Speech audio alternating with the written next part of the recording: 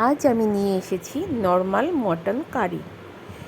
তার জন্যে 1 কিলোর মতো মটন নিয়েছি। আর মটন বানানোর জন্যে লঙ্কার পেস্ট, আদার পেস্ট, রসুনের পেস্ট আর ধনে আর জিরে একসাথে করে পেস্ট করে নিয়েছি।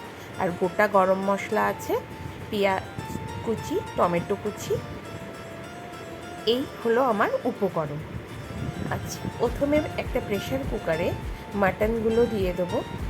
তারপরে সামান্য পেঁয়াজ কুচি, থেতো করা আদা আর রসুন, সঙ্গে ধনে পাতার ডাঁটি আর তেজপাতা, বড় এলাচের একটা আর ছোট এলাচ দুটো দিয়ে সামান্য তেল ও নুন দিয়ে আমি এটা প্রেশারে সিদ্ধ বসাতে দিয়ে দেবো।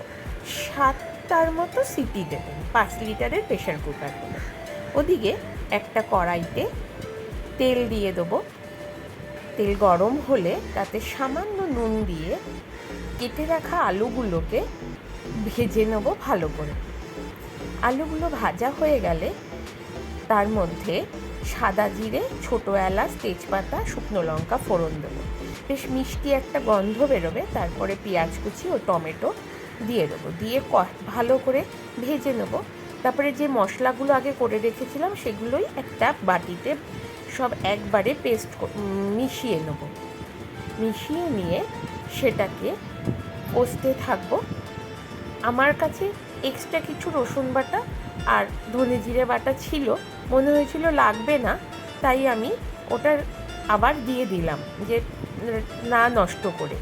ও আর একটা সিক্রেট মশলা, সেটা হচ্ছে আপনাদের ঘরে যদি পুরনো তেঁতুল থাকে সেটা গুলে সামান্য একটু তেঁতুল গোলা জলও দিয়ে দেবে। এতে মাংসের রং যেমন ভালো হয় আর খেতেও খুব ভালো লাগে। আর সবচেয়ে বড় কথা, গ্যাস অম্বল অ্যাসিড রিচ রান্না তো, এগুলো হয় না।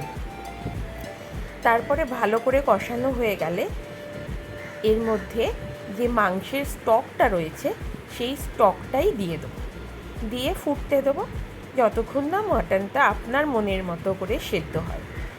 নামানোর আগে একটু গরম মশলার গুঁড়ো ছড়িয়ে নামিয়ে দেবো। হয়ে গেল আমার মাটন কারি রেসিপি। নমস্কার।